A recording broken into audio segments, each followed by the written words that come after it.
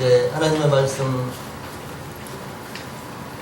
사도행전 1장 9절부터 11절까지입니다.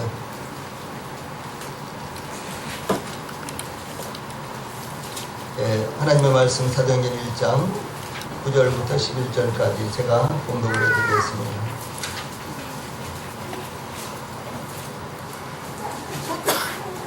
이 말씀을 마치시고 그들이 보는데 올려져 가시니 구름이 그를 가려 보이지 않게 하더라. 올라가실 때 제자들이 자세히 하늘을 쳐다보고 있는데 흰 옷 입은 두 사람이 그들 곁에 서서 이르되 갈릴리 사람들아 어찌하여 서서 하늘을 쳐다보느냐. 너희 가운데서 하늘로 올려지신 이 예수는 하늘로 가심을 본 그대로 오시리라 하였느니라. 아멘. 우리 앞에 보시고 같이 한번 읽읍시다. 시작. 이 말씀을 마치시고 그들이 보는데 올려져 가시니 구름이 그를 가려 보이지 않게 하더라. 올라가실 때 제자들이 자세히 하늘을 쳐다보고 있는데 흰 옷 입은 두 사람이 그들 곁에 서서 이르되 갈릴리 사람들아 어찌하여 서서 하늘을 쳐다보느냐. 너희 가운데서 올려지신 이 예수는 하늘로 가심을 본 그대로 오시리라 하였느니라. 아멘. 예, 오늘은 사도행전 1장 9절로 11절 말씀을 통해서 그리스도의 재림의 징조, 그리스도 재림의 징조라는 이와 같은 주제로 말씀을 나누겠습니다. 왜냐하면 요즘 대부분의 성도들까지도 주 예수님께서 다시 오신다는 사실에 대해서 잊어버리고 사는 그런 경향들이 참 많이 있습니다. 70년대만 해도 2000년 이전에 주 예수님께서 오실까, 이제 이런 생각을 하면서 이제 지구상에 나타난 여러 가지 이 징조들에 대해서 대단히 관심을 가지고 그리고 그것을 계속해서 연구하고 그럴 때가 많이 있었습니다. 예, 그런데 정작 2000년이 지난 후에 주 예수님께서 다시 오실 이와 같은 징조들이 대단히 많이 나타나는데도 불구하고 성도들의 마음이 오히려 세속화되어 가고 있고, 그리고 세상을 사랑함으로 말미암아 주 예수님을 간절히 기다리는 이와 같은 마음이 훨씬 더 적어진 이와 같은 시대에 우리가 살고 있습니다. 그래서 이와 같은 말씀을 살펴봄으로 말미암아 저희들의 신앙을 다시 일깨우는 것이 저희들에게 합당하다라고 이렇게 생각이 들었습니다.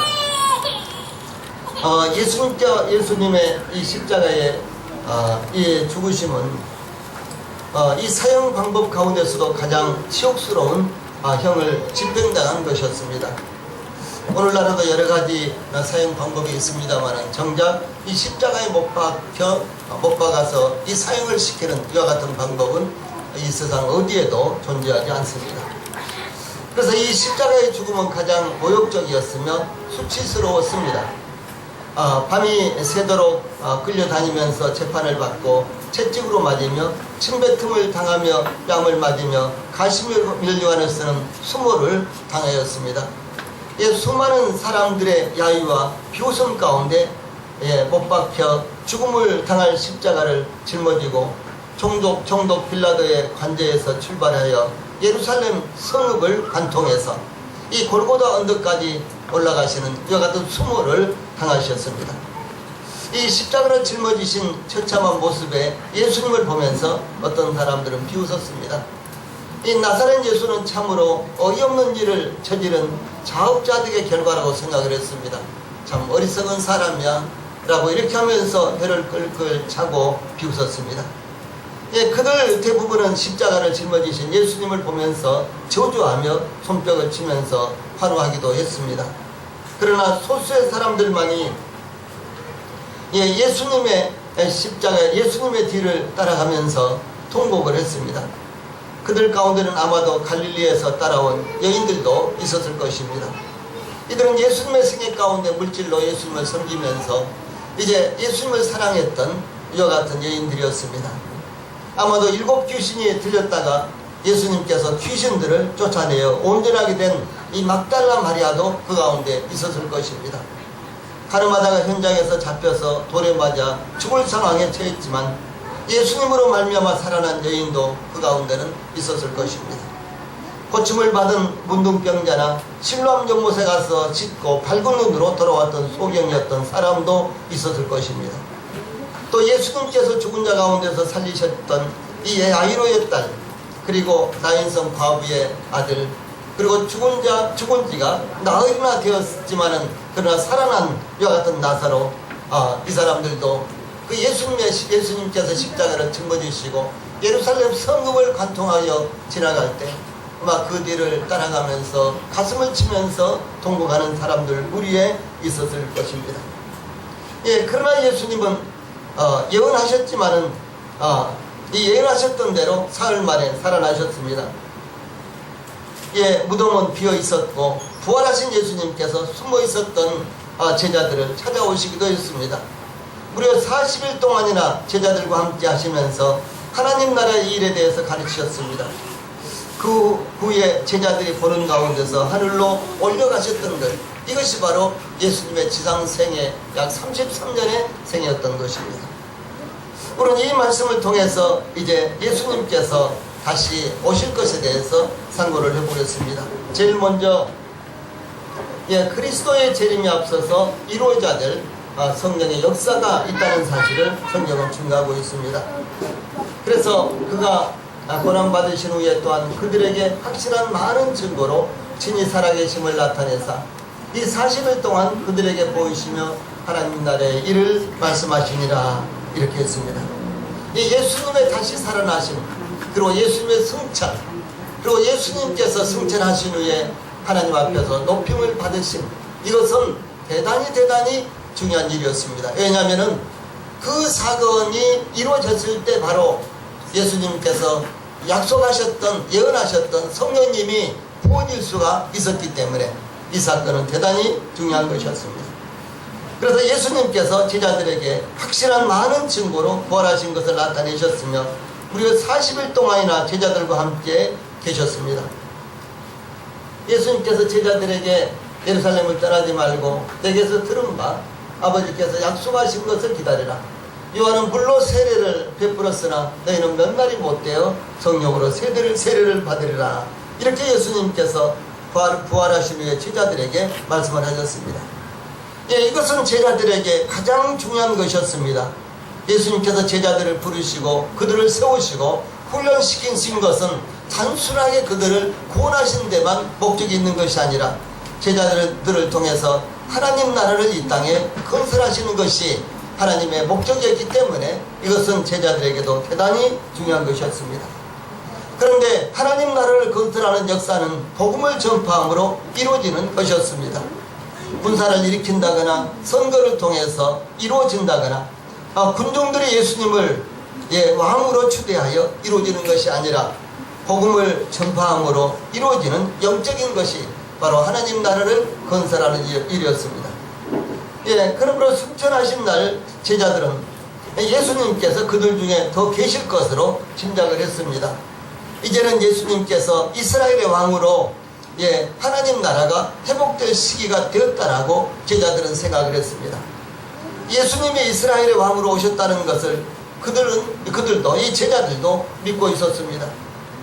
그런데 예수님께서 십자가에서 죽으시기까지 이 반신반의하다가 죽음을 당하시자 절망하여 뿔뿔이 흩어지기도 했고 자기들의 본업으로 돌아가기도 했고 그러나 예수님께서 죽은 자 가운데서 부활하시자 예수님이 하나님 나라의 왕으로 오셨다는 것이 확실하게 그들에게는 믿어졌습니다. 그러므로 제자들은 예수님에게 주께서 이스라엘 나라를 회복하심이 이때니까 라고 이렇게 물었습니다. 그때 예수님께서 제자들에게 때와 시기는 아버지께서 자기의 권한에 두셨으니 너희가 알 바 아니요 오직 성령이 너희에게 임하시면 너희가 권능을 받고 예루살렘과 온 유다와 사마리아와 땅끝까지 이르러 내 증인이 되리라, 이렇게 대답을 하셨습니다. 이 제자들은 예수님께서 예루살렘에서 이스라엘의 왕으로 등극하실 것이라고 믿었던 것입니다. 그런데 예수님께서는 이 성령이 임하심은 예루살렘뿐만 아니라 온 유다에서도 그리고 사마리아와 또 땅끝에 가서도 복음을 전개해야 된다고 이렇게 가르치신 것입니다. 영적인 하나님의 나라의 성취에 대해서 제자들은 한 번도 생각지 못하는 것이었습니다. 단지 제자들은 물리적인 하나님의 나라만 생각을 했습니다. 예수님께서 예루살렘에서 왕이 되시고, 그리고 그들은 장관이 되고, 아니면 그들은 참모가 되고, 이렇게 해서 하나님 나라가 세워질 것으로 제자들은 생각을 했습니다. 그래서 그들이 알고 있는 구약 성경에 대한 지식과 예수님의 지상생애에 예수님의 부활과 이 모든 것들이 서로 제자들에게는 연결이 되지를 않았습니다. 그래서 항상 물리적으로만 생각한 거예요. 예수님께서는 영적으로 하나님의 나라에 대해서 가르치셨지만, 그러나 제자들은 그것이 이해가 되지 않았고 연결이 되지 않았기 때문에 항상 예수님은 언젠가는 예루살렘에 가셔서 왕이 되실 거야, 그러면 우리는 그때 장관이나 참모가 될 거야, 이런 생각만 하고 있었다는 사실이죠. 하나님의 나라가 영적으로 먼저 이루어져야 된다는 것은 이것을 제자들은 이해하지 못했습니다. 그러므로 제자들은 세례 요한도 예수님도 회개하라 천국이 가까웠느니라 이렇게 외치셨는데 이제 그것을 이해하지 못했습니다. 그러므로 예수님께서 부활하신 후 제자들에게 그들의 이 마음을 열어서 깨닫게 하시는 것이 바로 이것입니다. 누가복음 24장 44절 이하 같이 읽어봅시다. 시작. 또 이르시되 내가 너희와 함께 있을 때에 너희에게 말한 바 곧 모세의 율법과 선지자의 글과 시편에 나를 가리켜 기록된 모든 것이 이루어져야 하리라 한 말이 이것이라 하시고, 이에 그들의 마음을 열어 성경을 깨닫게 하시고, 또 이르시되 이같이 그리스도가 고난을 받고 제3일에 죽은 자 가운데서 살아날 것과 또 그의 이름으로 죄사함을 받게 하는 회개가 예루살렘에서 시작하여 모든 족속에게 전파될 것이 기록되었으니 너희는 이 모든 일의 증인이라. 예수님께서 이렇게 말씀하십니다. 특별히 45절에 보면 예수님께서 제자들의 마음을 열어서 성경을 깨닫게 하시고, 그리고 이 성경을 깨닫게 하시면서 그리스도가 이와 같이 먼저 해를 받아야 되지 않느냐라고 이렇게 가르치신 것입니다. 그런데 이스라엘 백성들도 제자들도 예수님께서 먼저 해를 받아야 돼요. 다시 말해서 십자가에서 죽음을 당하셔야 된다는 사실은 아예 깨닫지를 못했던 것입니다. 예수님이 죽은 사람도 살리죠, 병자들도 고치요, 하시지 못할 것이 없는 이와 같은 기적을 행하시죠.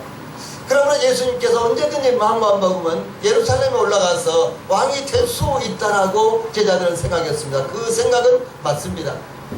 그러나 이것은 예수님께서 하나님의 나라를 물리적으로 건설하시기 위해서 오신 것이 아니라 하나님의 나라를 먼저 영적으로 건설하셔야 되었던 것입니다.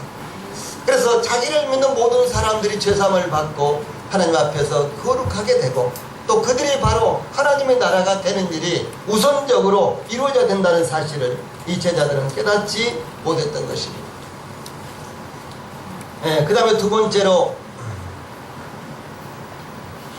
그리스도의 재림의 약속에 대해서 살펴보겠습니다. 예수님께서 제자들에게 말씀하신 곳은 감람산이었습니다. 제자들은 대부분 갈릴리 사람들이었지만 감람산은 아주 익숙한 그런 곳이었습니다. 예수님께서 예루살렘을 방문하실 때 감람산에서 기도하시고 충미시기도 하셨습니다. 그리고 예수님께서 체포되신 곳이 감람산 바로 겟세마네 동산이었습니다.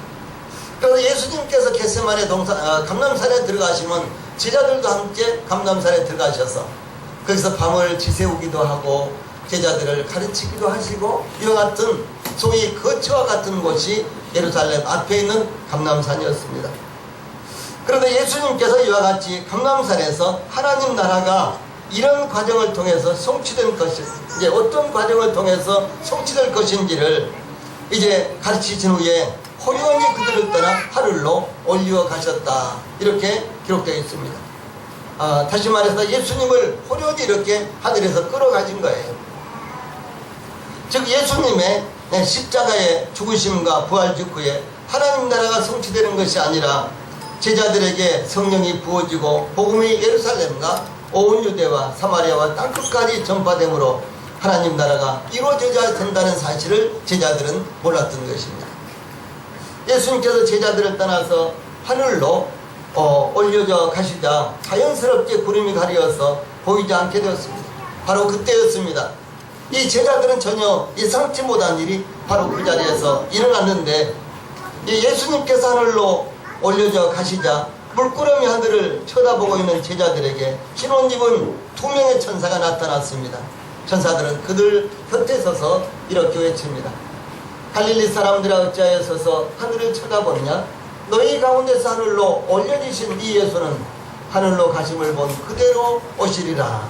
이렇게 말씀을 하십니다. 이것은 제자들에게 있어서 참으로 의외였습니다. 전혀 예상치 못하는 이와 같은 일이었습니다. 사실 이와 같은 말씀은 제자들에게 예수님께서 여러 번 제자들에게 가르치신 말씀이었지만 그러나 제자들은 전혀 그것을 기억치 않고 있었어요. 오직 예루살렘, 언제 예루살렘으로 올라가지? 언제 예수님께서 왕이 되실 것인가? 그것만 그들은 생각을 하고 있었습니다. 예수님께서 제자들에게 이 십자가의 죽음에 대해서 자주 예고를 하셨습니다. 마태복음만 해도 3번이나 기록이 되어 있습니다. 십자가의 죽음에 대해서 말씀하실 때마다 부활에 대해서도 동일하게 말씀하셨습니다. 내가 십자가에서 죽을 것이다, 이렇게 끝나는 것이 아니라 그러나 3일 만에 부활하실 것이다. 예수님은 이렇게 항상 십자가의 죽음과 부활을 연결을 하셨습니다. 이것은 복음에 있어서 대단히 중요한 요소가 되는 것입니다. 그러나 제자들은 예수님의 죽으심도 부활도 중요하게 여기지 않았고 아예 그것이 그들 마음에 들어오지를 않았다는 것이죠. 오직 예루살렘 올라가셔서 왕, 그러면 우리는 뭐가 될 것인가? 그래도 베드로는 수제자고 가장 귀하게 쓰임 받으니까 베드로는 총리가 되겠지. 옆에서 요한이 총리는 내가 돼야지 이러면서요 가끔 다투기도 했다는 것이죠. 그래서 이들이 영적으로 이루어지는 하나님 나라에 대해서 전혀 생각을 못했습니다. 예수님께서 십자가의 죽음을 바로 앞에 두고 제자들과 함께 모인 이 자리에서 어떤 자리입니까? 성찬식이죠. 성찬식을 베풀면서 자기 몸을 내어주실 것이라고 말씀하셨지만 이 떡은 내 몸이다, 이 잔은 내 피로 세운 새 언약이다, 이렇게 말씀하셨지만 그러나 제자들은 전혀 그것을 인식하지 못했습니다.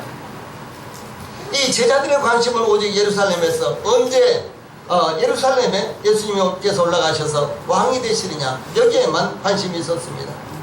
그들의 그 결정적인 때가 나귀를 타시고 군중들의 환호를 받으시면서 예루살렘에 입성하신 때라고 제자들은 이렇게 생각을 했습니다. 또 그런가 하면은 성전에서 장사하는 모든 장사꾼들을 쫓아내시면서 이 대제사장들과 서기관들과 맞섰을 때 제자들은 이제 곧 예수님께서 왕이 되실 것이라고 예측을 했습니다. 그러나 예수님은 그 많은 군중들을 멀리하셨습니다. 예수님을 추종하고 따라다니는 많은 군중들을 피해서 오히려 감람산으로 오셔서 예수님께서 기도하셨습니다. 추종하는 군중들을 더 모으신다거나 그들과 이 결의대회를 한다거나 힘을 아주 결집하신 것이 아니라 오히려 추종자들을 붙으셨습니다. 오히려 예수님은 그들을 떠나서 물러가셨습니다. 제자들은 예수님께서 왕이 되실 타이밍을 계속해서 놓치고 있다라고 이렇게 생각을 했습니다. 이것이 바로 제자들의 생각이었습니다. 십자가의 죽음심이 가까워지자 이 예수님께서 감람산에 올라가셔서 제자들에게 또다시 죽으실 것과 부활하실 것에 대해서 또 말씀을 하시면서 그리고 내가 다시 오실 것이다. 비록 내가 죽음을 당하지만 부활할 것이고 그리고 하늘로 올라갔다가 내가 다시 올 것이다. 이렇게 예수님은 반복해서 말씀을 하셨습니다. 그래서 그리스도의 재림에 대한 징조를 여러 가지로 말씀을 하십니다. 마태복음 24장 마태복음 24장 30절부터 34절까지 같이 읽어봅시다. 시작. 그때 인자의 징조가 하늘에서 보이겠고 그때 땅의 모든 족속들이 통곡하며 그들이 인자가 구름을 타고 능력과 큰 영광으로 오는 것을 보리라. 제가 큰 나팔 소리와 함께 천사들을 보내리니 그들이 그의 택하신 자들을 하늘 이 끝에서 저 끝까지 사방에서 모으리라. 무화과 나무의 비유를 배우라. 그 가지가 연하여지고 잎사귀를 내면 여름이 가까운 줄을 아나니 이와 같이 너희도 이 모든 일을 보거든 인자가 가까이 곧 문 앞에 이른 줄 알라. 내가 진실로 너희에게 말하노니 이 세대가 지나가기 전에 일이 다 일어나리라. 예, 하늘과 땅에 나타날 그리스도의 재림의 징조에 대해서 주 예수님께서 이렇게 말씀하십니다. 그런데 그 중에서 이제 30절에 그때에 그런 말씀이 나오죠. 그때에. 조금 전에 우리가 읽은 이 30절에 그때에 이렇게 나오죠. 이 그때라는 것은 그리스도의 재림의 징조는 하늘에서 땅에서 먼저 나타날 것을 이렇게 말씀을 하신 것입니다. 즉 그리스도께서 하늘로부터 오시는데, 그런데 그때 하늘에서도 땅에서도 징조가 나타날 것이다 이렇게 말씀하십니다. 그래서 땅의 모든 족속들이 통곡하면서 인자가 구름을 타고 큰 영광으로 오는 것을 볼 것이다 이렇게 말씀하십니다. 여기에서 통곡은 그리스도의 제 이름으로 말미암아 환영하며 기뻐하는 통곡이 아니라 절망과 후회의 통곡이 될 것입니다. 예, 나도 그때 주 예수님을 나의 구주로 영접했더라면 이제 이런 아쉬움, 그리고 다시는 그들에게 주어지지 않을 이와 같은 기회에 대해서 통곡하며 자책을 하는 이와 같은 통곡이 되는 것입니다. 그때에는 그리스도의 재림에 앞서서 이루어질 일들이 있다는 사실을 이렇게 말씀하십니다. 이 가장 결정적인 그리스도의 재림에 대한 이와 같은 징조 가운데 주 예수님께서 조금 전에 우리가 살펴본 대로 무화과 나무의 비유를 배우라 이렇게 말씀을 하셨습니다. 예, 이스라엘을 상징하는 나무가 세 가지가 있는데 무화과 나무, 그리고 포도나무, 감람나무 이렇게 있습니다. 이 성경에서 감람나무라든가 포도나무라든가 무화과 나무가 나오면은 이것은 이스라엘을 상징하는 나무다 이렇게 생각을 하시면 됩니다. 예, 그런데 무화과 나무의 가지가 연화해지고 잎사귀를 내면은 여름이 가까운 줄을 아는 것처럼 이스라엘의 독립은 그리스도의 재림이 임박했다는 것을 알리는 것입니다. 금년에 저희 집에 있는 감나무는 해거리를 했어요. 해거리가 뭔지 아시죠? 해거리를 했어요. 작년에는 몇 접을 땄는데 금년에는 해거리를 했습니다. 그래서 이렇게 이제 순이 이제 봄에 이렇게 순이 파릇파릇 올라오는데 아니 감이 하나도 안 보이는 거예요. 이거 금년에 해거리인데 이거 하나도 안 열렸나 보다라고 이렇게 생각을 했는데, 이제 잎이 파랗게 이렇게 다 커서 보니까 하나 둘씩 보여요, 감이. 그래서 세 보니까 한 5개 정도 보이더라고요. 그래서 그래도 섭섭하게 하나도 안 열리지는 않고 한 5개나 열렸구나 이랬는데, 요즘은 이제 어떻습니까? 감이 조금 누르스름하죠. 그렇죠? 그래서 이렇게 보면은요, 이제 언덕 위에서 이렇게 우리 감나무를 보면은 한 5개가 아니라 한 10개는 되겠다 이렇게 보입니다. 잎이 이렇게 땅에서 이렇게 잎이 올라오고, 그리고 이제 잎이 이렇게 무성하게 자라면 금방 여름이 오겠구나. 그렇죠? 우리는 이제 곡식이 누렇게 익어가면은 이제는 가을이구나 이렇게 생각을 하잖아요. 그런데 이 무화과 나무에 대해서 주 예수님께서 이렇게 말씀하셨다는 거죠. 무화과 나무가 순이 올라오고 그리고 잎이 파랗게 이렇게 자라면은 이제 곤절임이 되겠구나라고 이렇게 생각을 하는 것이죠. 그런데 이것은 무엇을 말하는 거는요, 이 무화과 나무가 말랐던 무화과 나무가 겨울에 말랐던 무화과 나무가 잎이 피고 그 다음에 잎이 파랗게 이렇게 올라오면은 여름이 된 것으로 짐작을 하라. 이것은 무엇인고는 바로 이스라엘의 회복을 의미를 하는 것입니다. 이스라엘은 이 성전은 마태복음 24장 2절에 보면은 이 성전이 먼저 파괴될 것을 말씀하시고, 그것은 바로 AD 70년에 로마의 티투스라는 이와 같은 장군에 의해서 예루살렘이 함락되고 예루살렘 성벽이 완전히 무너졌습니다. 아마 여러분들이 혹시 그림이나 TV에서 보면은 통곡의 벽이라는 게 있잖아요. 그 통곡의 벽만 남겨놓고 완전히 예루살렘 그 성벽을 전부 다 버려버렸습니다. 그 통곡의 벽까지도 다 완전히 헐려고 했는데, 헐려고 하면은 사람이 죽는 거예요. 예, 그 벽을 헐려고, 통곡의 그 벽, 이 성벽을 헐려고 군사들이 가서 헐려고 하면 사람이 죽고, 그래서 결국은 이 로마의 티투스 장군이 예루살렘을 함락하고 모든 성벽을 다 헐어버리고, 그 다음에 성전까지도 불태워버렸지만은 그 성벽만은 헐지를 못했습니다. 예, 그것이 증거로 남아있는 거예요. 그 높은 성벽, 그것이 증거로 남아있는 것입니다. 예, 그래서 이제 먼저 이 성전이 파괴가 되고 예루살렘이 함락될 것을 이렇게 말씀하셨는데, 그래서 이제 AD 70년에 이스라엘은 지금의 그 이스라엘 땅에 거의 흔적조차 없이 전부 다 전 세계적으로 흩어버렸습니다. 많은 사람들이 죽음을 당했을 뿐만 아니라 혹시 살아있는 사람들도 그 땅에 살지 못하도록 모두가 전 세계로 로마는 이스라엘 백성들을 흩어버렸습니다. 예, 우리나라도 일제에 36년 동안이나 나라 없는 소름을 받았죠. 그래서 우리의 성씨가 바뀌고 이름이 바뀌고 우리의 풍속이 바뀌고 우리의 말이 바뀌고 이렇게 됐잖아요. 예, 우리가 이 땅에 살면서도 아무런 권리가 없었습니다. 예. 그런데 이스라엘 백성들은 그 땅에서 완전히 쫓겨나서 저 러시아에서 그리고 독일에서 그리고 저 유럽이라든가 심지어 아시아까지도 흩어져서 그들은 유랑하는 민족이 되었습니다. 2차 대전 때만 해도 그들은 저 러시아에서도 300만이나 학살을 당했고 그리고 독일에서는 600만이나 학살을 당했습니다. 예, 우리나라 36년 동안에 이와 같은 일제 밑에서도 그렇게까지는 학살을 당한다거나 그러지 않았습니다. 우리는 이 땅에 살고 있었잖아요. 예, 이 땅에서 쫓겨나지는 않았습니다. 그런데 이스라엘은 멸망을 당하고 완전히 쫓겨나서 전 세계에 유랑하는 민족이 되었는데 무려 1948년에 그들이 독립을 했으니까 약 1900년 동안 이스라엘은 전 세계에 흩어져서 유랑하는 민족이 되어서 이 이스라엘이라는 나라가 다시 그곳에 세워진다는 것은 도저히 불가능했던 것입니다. 그런데 무화과나무의 비유를 배우라. 그 잎사귀가 연화해지고 그리고 이렇게 무성하게 되면 여름이 곧 가까운 줄로 알라. 이와 같이 이스라엘 나라가 다시 독립이 되고 그리고 이스라엘 나라가 다시 독립이 돼서 세워지면은 주 예수님께서 다시 오시기가 아주 임박했다는 사실을 알아라 라고 이렇게 말씀을 하십니다. 1948년에 이스라엘이 독립을 했으니까 벌써 약 70년의 이와 같은 세월이 지나고 있습니다. 그런데 그 70년이라는 세월 동안 전 세계는 엄청나게 변화가 되고 있습니다.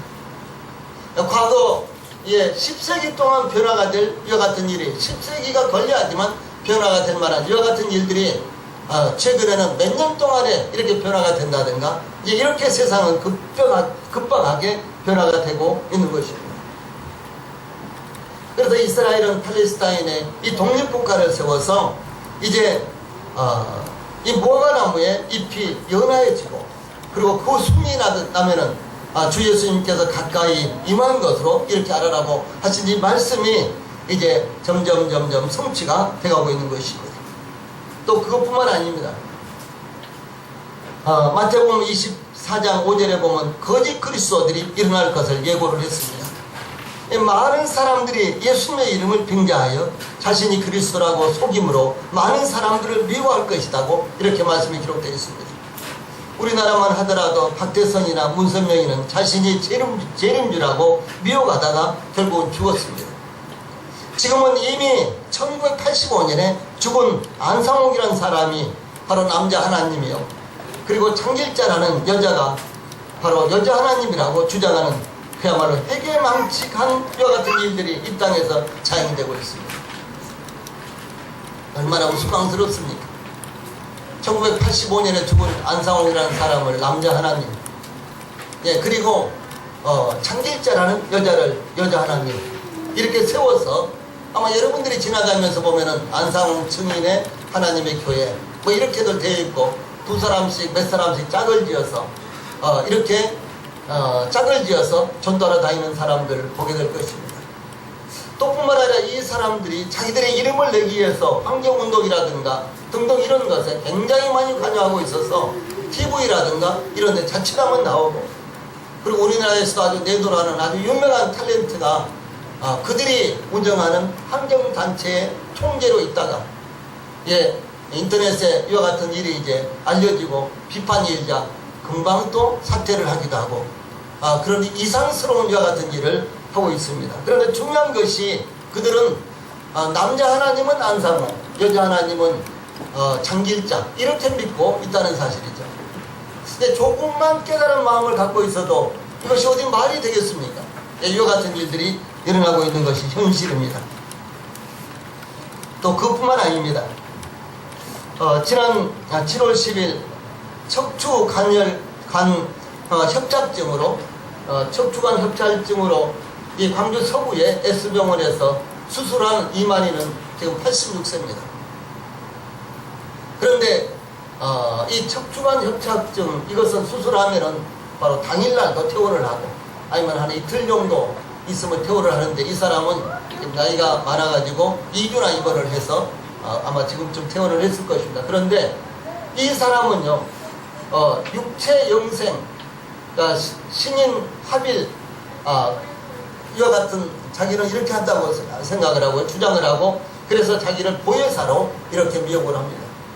이것은 무엇인가는 나는 영생불사할 것이다 라고 이렇게 주장을 한 거예요.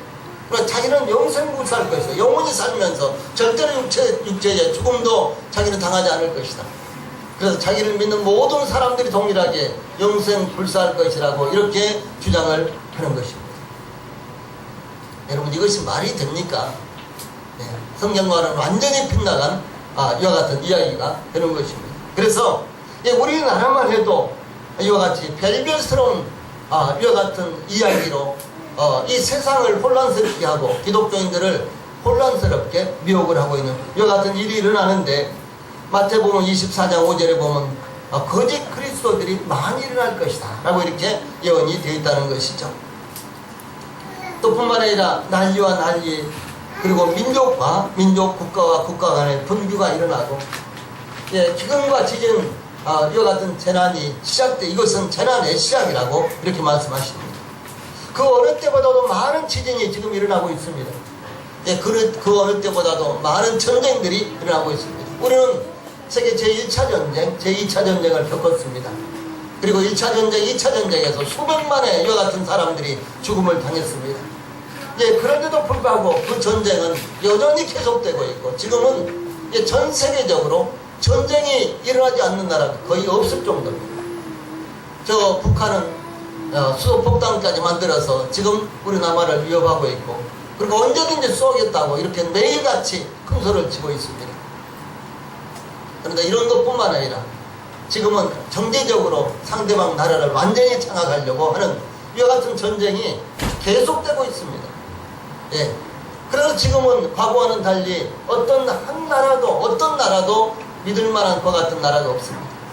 어제 우방이 잠을 자고 나면 오늘은 적이 되어서 전쟁이 경제전쟁이 일어난다든가 이와 같은 일들이 아주 치열하게 이루어지고 있습니다. 우리나라가 저 중국에 투자한 이와 같은 이제 거대한 프로젝트가 얼마나 많습니다.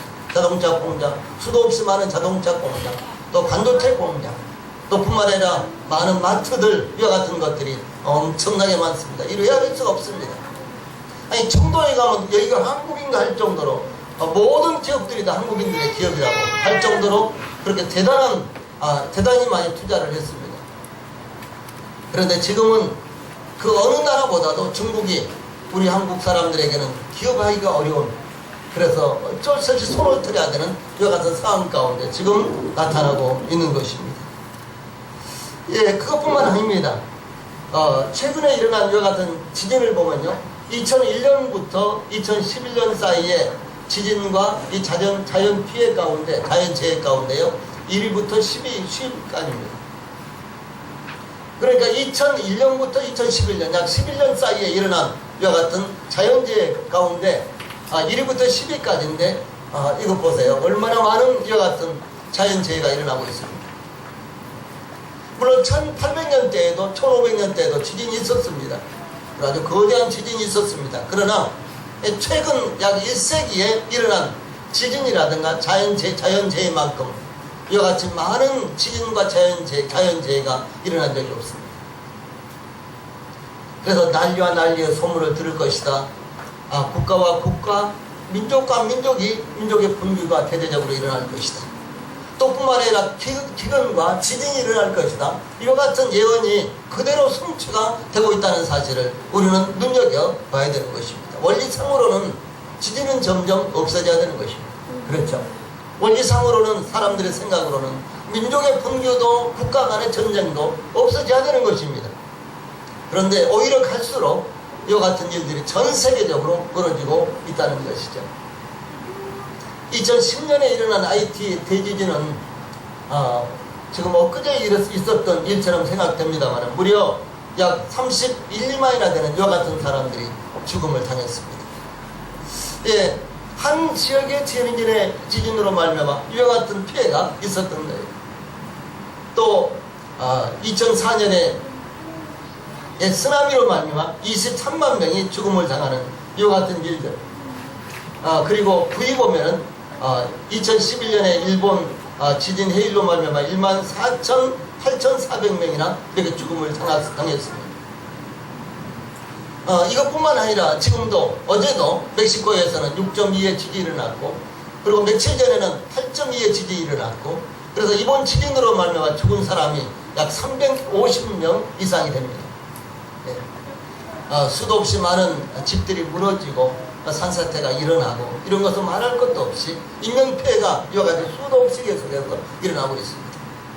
그래서 이 멕시코를 통해서, 멕시코를 비롯해서 이제 그러니까 남북 아메리카의 태평양 쪽, 남북 아메리카의 태평양 쪽으로 해서 그 호주와 뉴질랜드를 거쳐서 그 다음에 일본을 거쳐서 이렇게 올라오는 그 U자형의 이와 같은 곳이요, 브레고리라는 곳입니다.